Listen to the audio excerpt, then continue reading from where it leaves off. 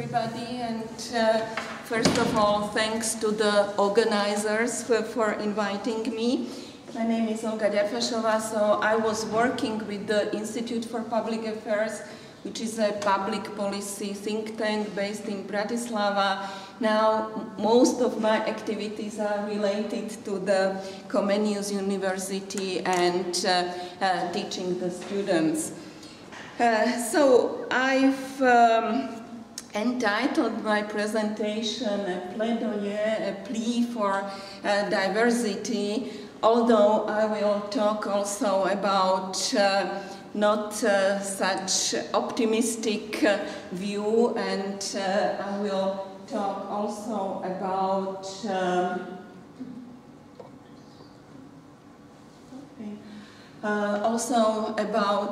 what is before the diversity, but maybe also what we witness now in most of the countries in these regions, and this is nationalism and national populism.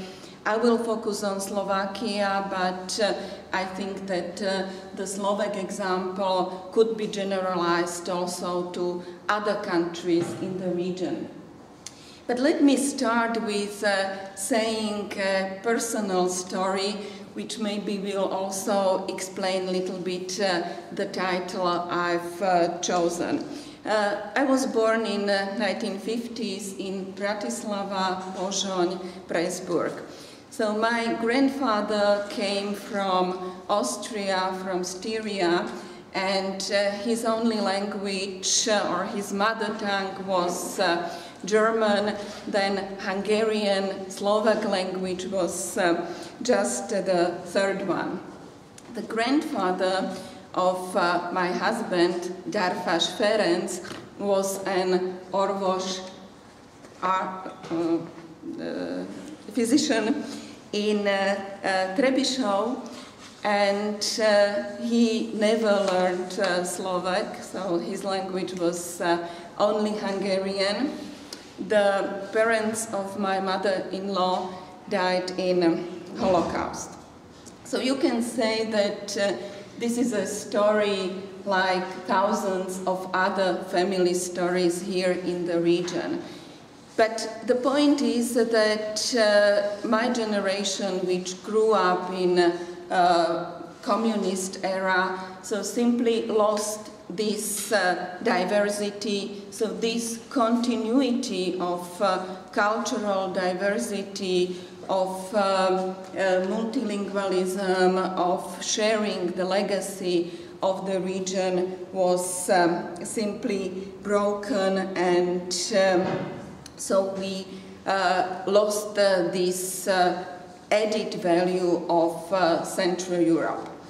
Now, 23 years after the fall of communism, I see some lights at the end of the tunnel, at least in Bratislava and in the surroundings of Bratislava.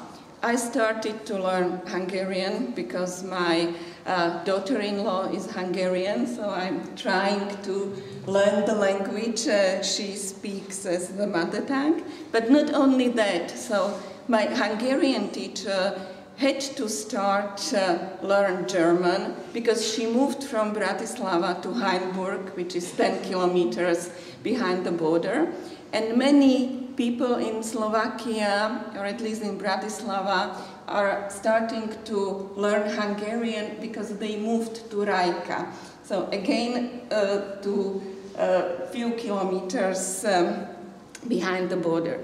So that means that I think, or I'm a little bit optimistic in this respect, that the diversity and the cultural heritage, which is so diverse and so rich, so maybe in next generations could be renewed, and this discontinuity could be bridged somehow in the future.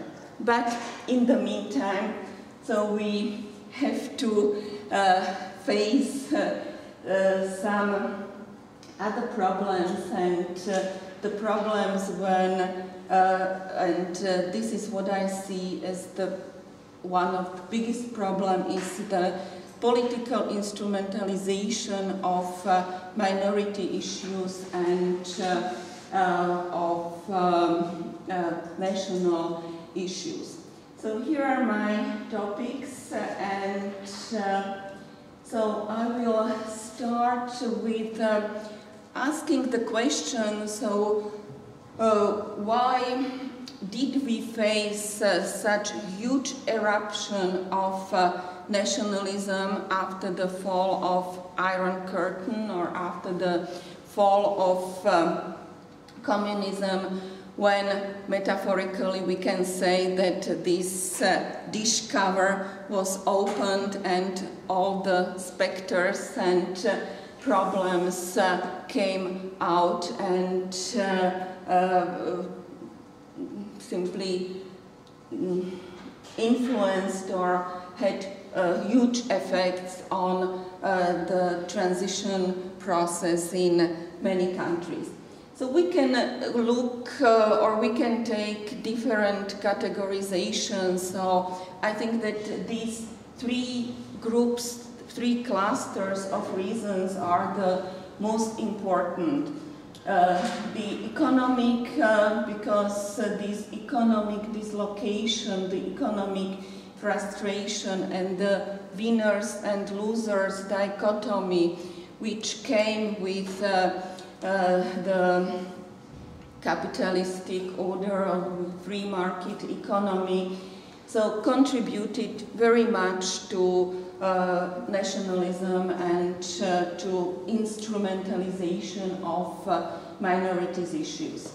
Then the second group of reasons I see in culture, or as a cultural background, and this was the feeling that the traditional ways of life, the traditional values are threatened, the identities are threatened, and what we went through was a catching up modernization, or as somebody call it, an ontological uncertainty after this huge change which happened in the end of 1980s.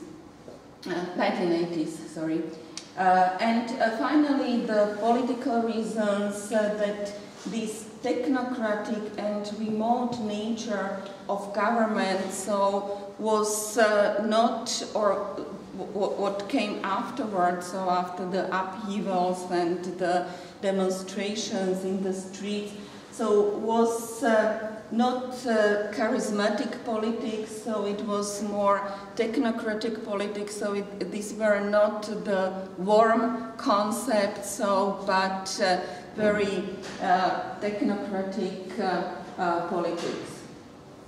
So some conceptualizations, very well known and maybe the most frequently used definition of nationalism, that it's a political doctrine which holds that the political and national unit should be congruent, so that means that we are relying just on national state, on nation building,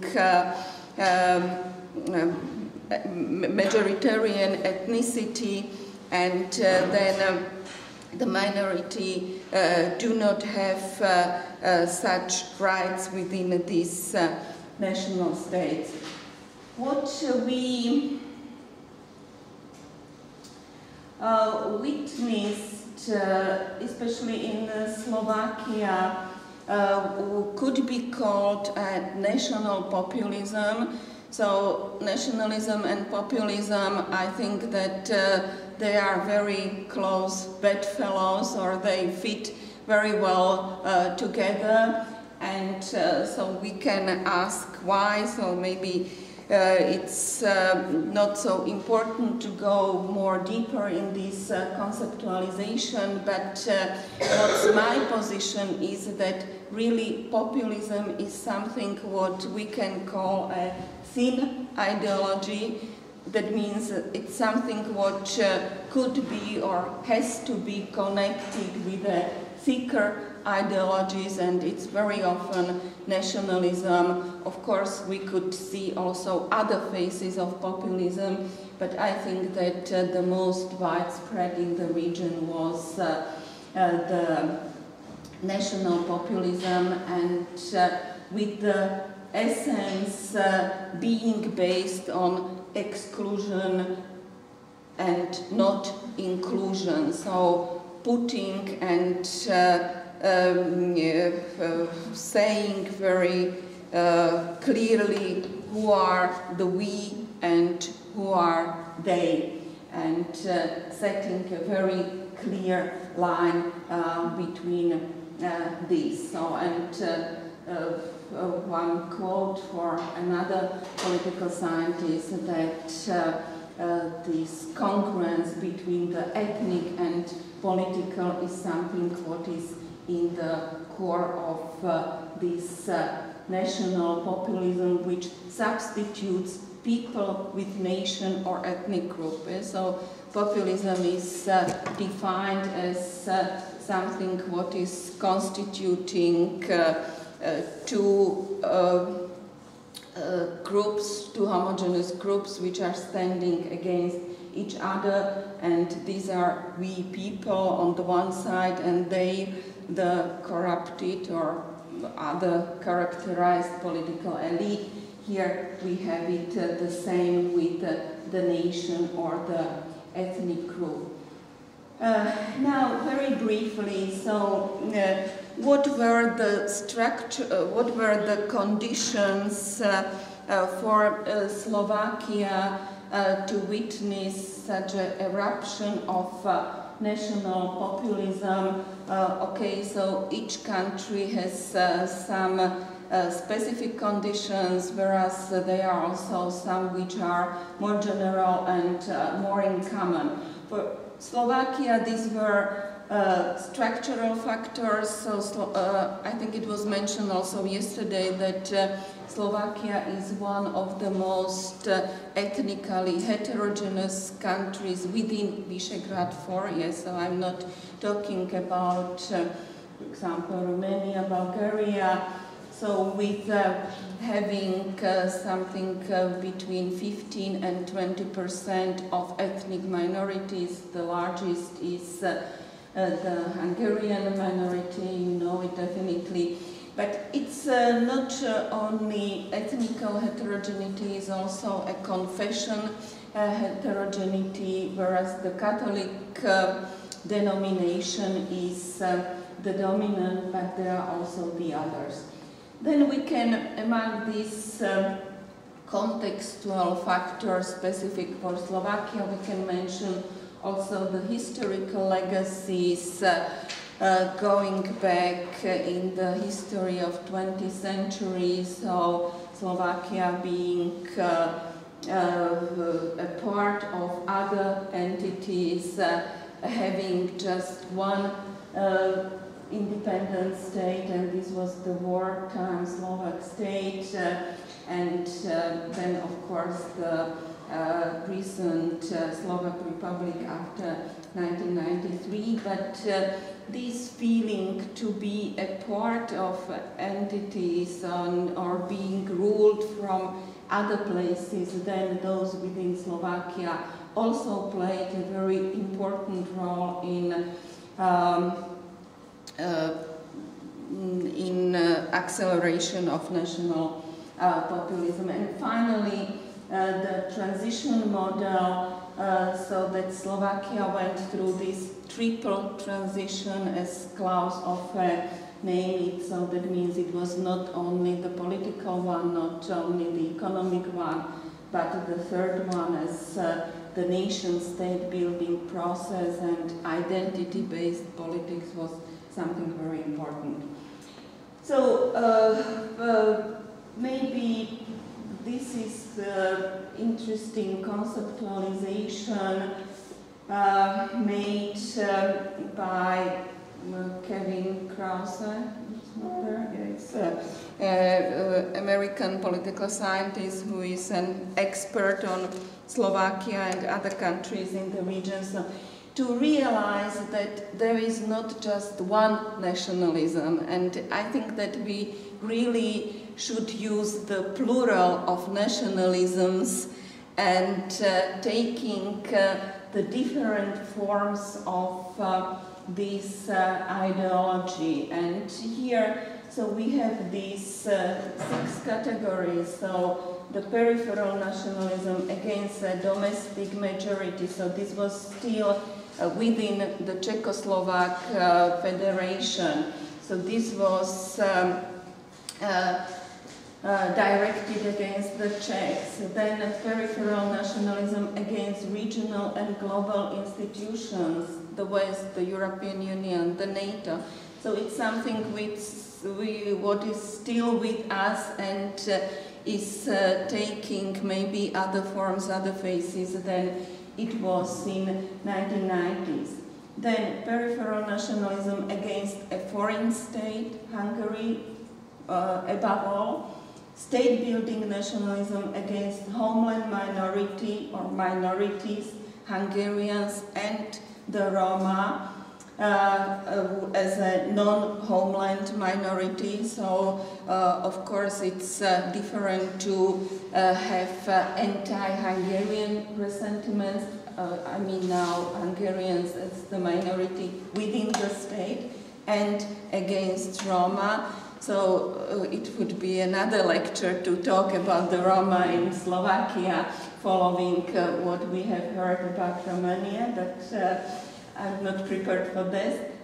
And finally, the state-building nationalism against co-nationals, so against Slovaks who are not nationalistic enough, so who have federal stances or who are I don't know, campaigning against Slovaks, criticizing Slovakia abroad, and so on and so on. So I think that this is important to have in mind and to realize it and to see the diverse map of nationalism.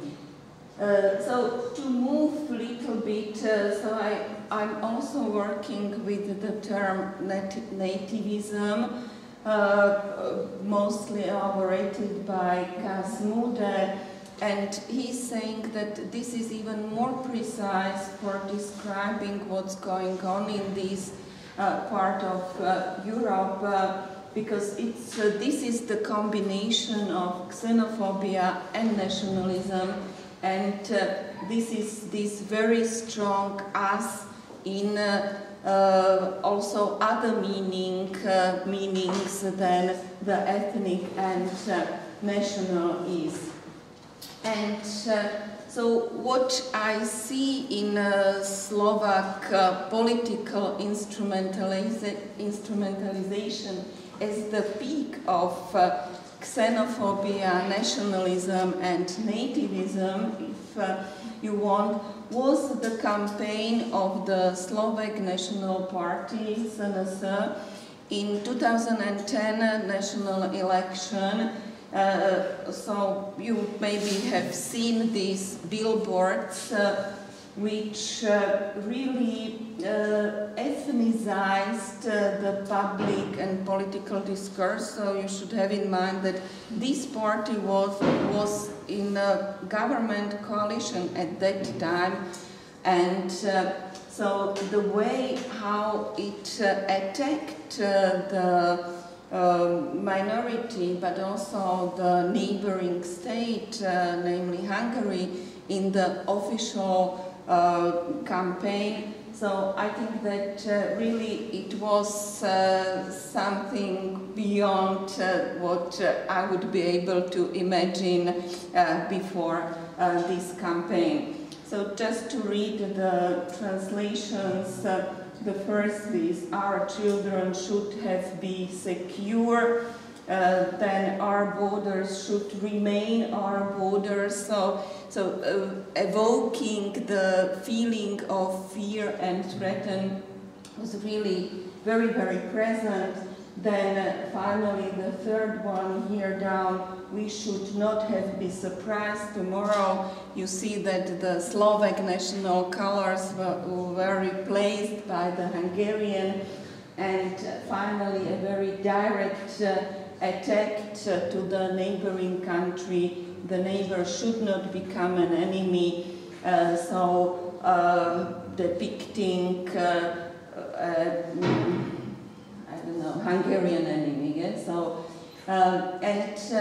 The problem is that really this radical right-wing party was at that time in the mainstream and was using the issue in such a radical, we can even say in an extreme way. And this is now this light at the end of the tunnel, so these are the results of Slovak National Party starting in 1990. So these are all the national elections we have so far. And you see that after this very radical campaign, the party got just 5.1% of valid votes, and in an early election which took place in less than 2 years, the party fall out of the parliamentary politics and is not in the national parliament anymore. So we can see that, okay, so you can radicalize the issue, but the higher is the radicalization, it does not mean that the electoral support is also higher, so that there is a certain, maybe certain benchmark or certain feeling that too much is too much, and maybe the demand for such kind of politics and campaign is now declining, so we can ask why. Okay, so, and the Slovak National Party is out of the parliament, but as you know, so we have now a one-party government, so this one party is Party Smer, which was very lukewarm and very abstaining in using national ethnic issues in the electoral campaign, and got a huge electoral success, being very much concentrated only on the economic and social issues, on economic and social certainties, and really offering the recipes for overcoming the economic crisis. But so there are now some new signs that the minority card could be used, and this was a very recent speech by the Prime Minister in which he said that we created our independent states first and foremost, not for minorities, although we respect them, but for the Slovak nation. So that means against this rhetoric that the state is here for the Slovaks and not for the minorities. And he's saying that the state is national and our society is civic. So that means that again something which is very explosive material, so to say, in Slovakia, with having such large parts of minorities. And I think in general, so there was, by the way, a lot of critiques after this address, and I think that it was realized that, okay, so it's maybe not the way how the Social Democratic Party, by the way, it's another dimension of this party should behave. Again, a little bit more general view on these nationalistic issues and nationalistic politics, because of course we are looking above all on our region, but we have some signs of nationalism also in other countries. So we have parties which are appealing, campaigning with these issues, and there is an interesting study by Hans-Peter Krisi saying that even the economic problems are finally in the political reality transformed into cultural and identity dimensions, and that this value identity based cleavage is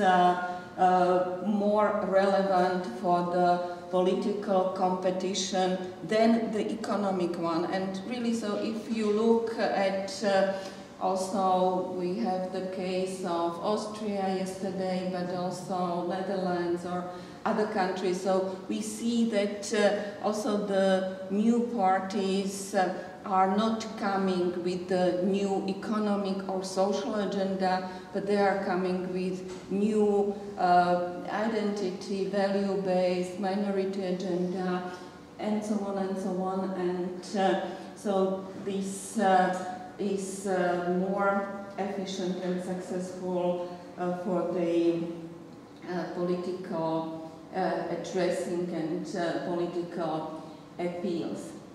Okay, so what are the conclusions, and so what are the bases and mobilization potential of nationalism in the third decade of democracy? So I'm now talking about our region, our countries. By the way, for Slovakia, for example, this is the longest continuity we have in the modern history, so that we are now we can have third decade of democracy and started the third decade of being independent state. So I see that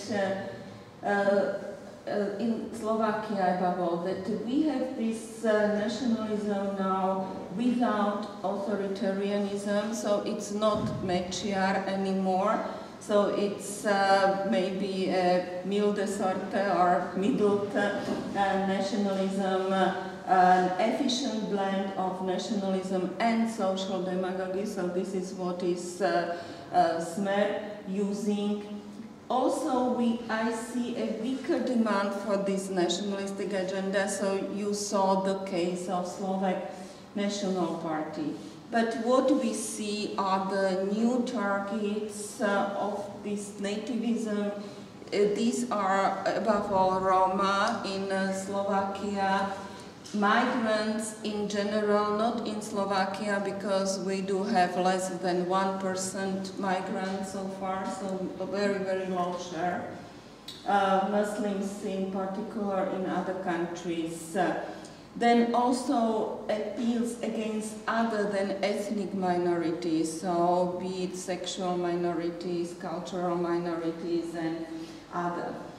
Then we will see how the EU agenda will develop. So Slovakia is a part of Eurozone, so we had a very heated debate about the Greek bailout.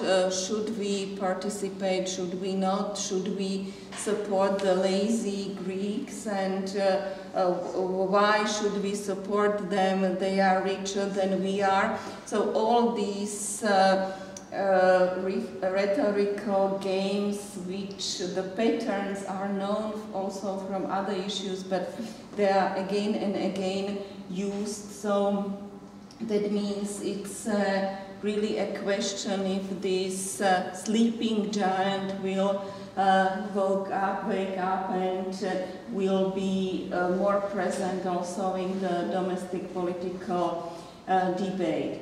And then finally, these 2 points are about something what we witness again, not just in this part of Europe, but also in other countries, this alternative politics. So that means there are smaller parties, strange parties, which don't want to call them political parties anymore, so they are grassroots organizations. They do not want to grasp the power, for example, and so these parties are electorally very successful, so they are operating beyond any ideological position, so they do not have any, and they do not want to have any ideological profile. They are electorally very successful, but very often just for one electoral period, then they are losing. And so this is the question, so to what extent, so of course it's a challenge for traditional parties, but to what extent these parties will use also the ethnic issues and nationalism in their appeals. So we will see. So far it's really, for example, in Slovakia we have a party which is called Ordinary People and Independent Personalities. So already from the name of the party you see that it's something what's out of any political science textbooks about political parties. So, and Pepe Grillo in Italy, and what I've mentioned yesterday, this Stronach team in Austria. So it's something what really is a huge challenge for the future. Okay, finally, I want to close in an optimistic way as I started. So the most sensitive relations within Visegrad are definitely between Slovakia and Hungary. So, and I think that here we should look for some unifiers, for bridges, for any ways which would foster the diversity. You may know there is a Slovak-Hungarian European Forum. There are some attempts to have a common textbook of modern history, so far not very successful, but I would say that here also the way is goal or is important, and sharing the cultural heritage. I think that here many was done, and the picture, if you may know, it's Sándor Márai and his sculpture in his where he was born in Košice. So I think that also via such ways, so we can build some bridges across this nationalism and political instrumentalization of ethnical and nation issues. Thank you. Thank you.